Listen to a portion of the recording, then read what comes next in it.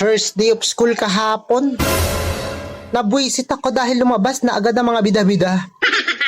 Kumbaga sa pelikula, ang agang lumabas, ang daming bida.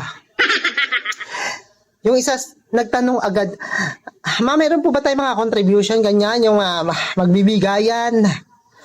Ay, ate, ang aga oh. First day pa lang oh. At yung sinabi naman na, sige, 10 pesos every week. May isang bida-bida ba hindi nagpapatalo? Pwede po pong gawin natin 50 every week para makabili po tayo ng electric fan. Hoy, grabe. Maraming electric fan daw. Hindi nagpatalo yung isa pang bida-bida. Sabi, pwede bang aircon na lang po ang bili natin? Ate, aircon.